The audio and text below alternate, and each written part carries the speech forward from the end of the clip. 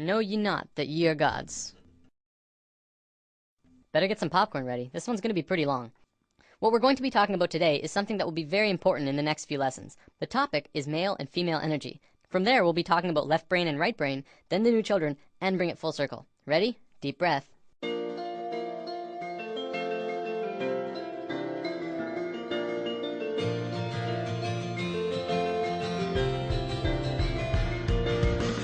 A few weeks ago, we touched upon chakras and how they're at the source of what's affecting your internal systems. What we didn't talk about was the energy flowing within them. Now, there's lots of kinds of energy through and around all of us, and that'll be a future topic later on. Today, I want to talk about two specific energies that can be expressed through this image.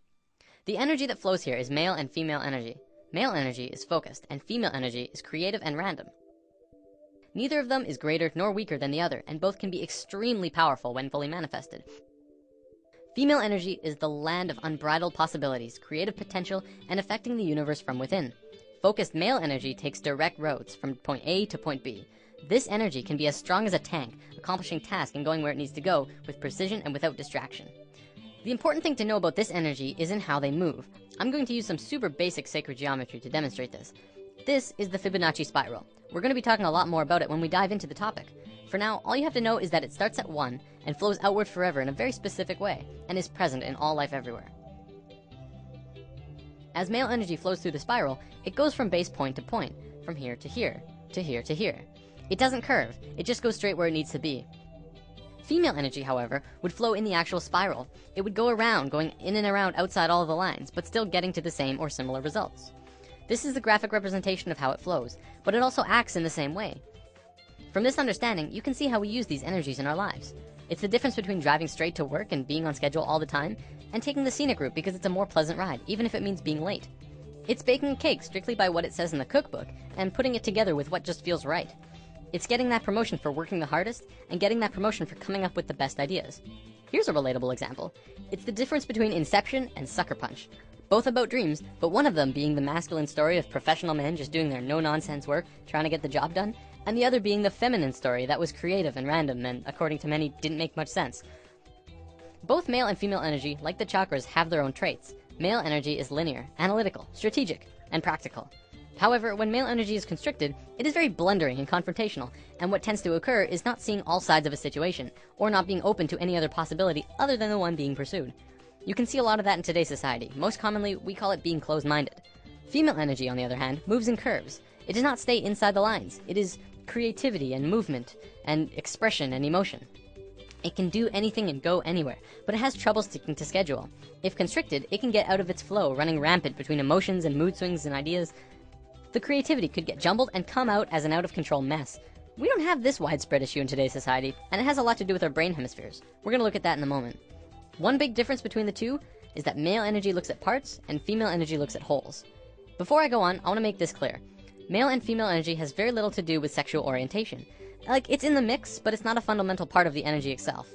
For example, if you look at the shape of male and female bodies, men have straighter bodies, women have curvier bodies. We'll probably come back to this in a lesson down the road. Okay, brain hemispheres. We have 2 of them, and if you remember what you learned in grade 10 biology, this will be familiar.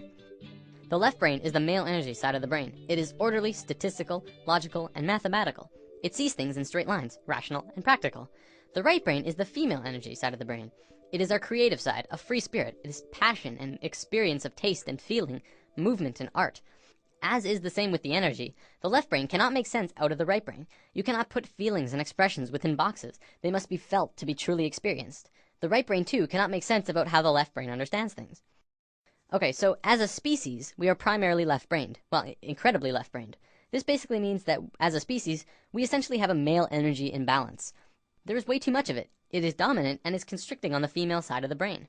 Now, don't get me wrong, this isn't a bad thing. In fact, it's kind of a blessing in disguise, but we have to talk about some other things first. So, there's nothing wrong with our female energy. We're just not really using it to potential. Our male energy is really messed up, and that's why we're where we are right now. By where we are, I mean the economical, political, financial, religious, nuclear, dolphin and bee killing global war crisis. After lesson 1, I touched upon how right now the world is a mess in a myriad of areas. A few people commented saying, well, study the financial crisis, and study the nuclear crisis, and study the political crisis. They're all completely separate issues. And this is how the male energy looks at parts. We're realizing now that it's constricting on our point of view. As a whole, all of these issues together are further proof that we don't understand how to be harmonious because our male energy is out of sync with each other and the planet. So let's look at indigo children and super psychics. There's a new type of children being born on Earth. Since sometime in the 80s, new children started appearing with different or unusual traits. Their numbers began to increase, and today, nearly 100% of all children born in North America are indigo children. So what are these traits? Let's go over a list developed by Jan Yordi, a play therapist who has been studying and working with indigo children for about 4 years now. As we go over the list, see if any of these sound like you. Maybe strong-willed, independent thinkers who prefer to do their own thing rather than comply with authority figures or parents. Have a wisdom and level of awareness and caring beyond their youthful experience. Traditional parenting and discipline strategies don't appear effective with these children. If you try and force an issue, a power struggle is the typical outcome. Energetically, indigos are vibrating at a much higher frequency, so they can get scrambled by negative energy easier. Emotionally, they can be very reactive and may have problems with anxieties, depression, or temper rages if not energetically balanced. Are creative right-brain thinkers, but may struggle to learn in a traditional left-brain school system. Often, indigos are diagnosed as having ADD and ADHD, since they appear impulsive. This is because their brain can process information faster, and they require movement to help keep them focused. Indigos are very intuitive, often psychic, and may hear, see, or know things that seem unexplainable. Indigos may have more problems with food or environmental sensitivity since their system is more finely tuned. When their needs are not met, these children appear self-centered and demanding, although this is not their true nature. These children have incredible gifts and potential, and may be shut down when not properly nurtured and accepted. So what's causing this? Well, for one, there are 2 new DNA blocks being activated within these kids. They are microcephalin and ASPM. Both of these blocks are designed to regulate brain growth, giving the kids a broader spectrum of thinking and a newer way of learning. Because of this, the average IQ of an indigo child is about 140, which is 40 to 50 points higher than the average IQ.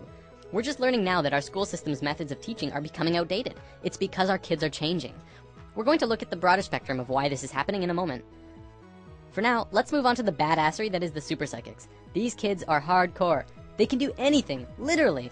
Some can move solid objects through walls with their minds. Some are blind, yet they can see everything around them from a myriad of different screens within their head.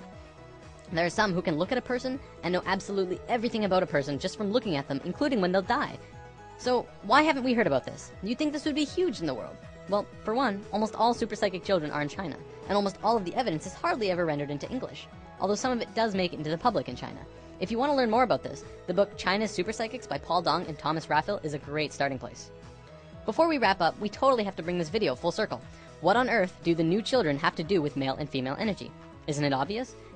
Indigo children are directly connected to our species' male energy, and super psychics to our female. As we grow closer and closer to the peak of the shift, the planet itself is beginning to change. Essentially, this is happening to balance us out.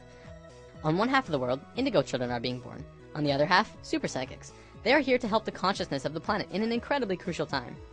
There are way more indigo children on the planet than super psychics because it's our male energy that needs to understand.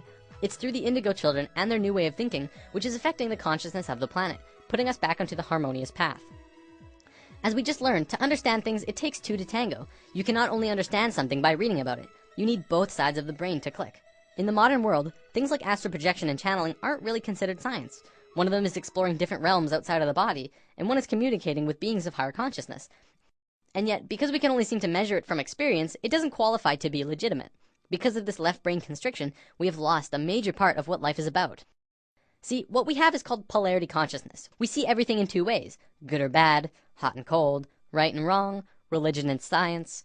To once again become harmonious with each other on the planet, we have to learn to understand again from the left brain. When this happens, we can move out of polarity consciousness into unity consciousness, and that's essentially where we're going. That about wraps it up. See you next time. We are suspended in this one moment, a movement spiraling in fractal design, but your mind caught up for linear time. You're too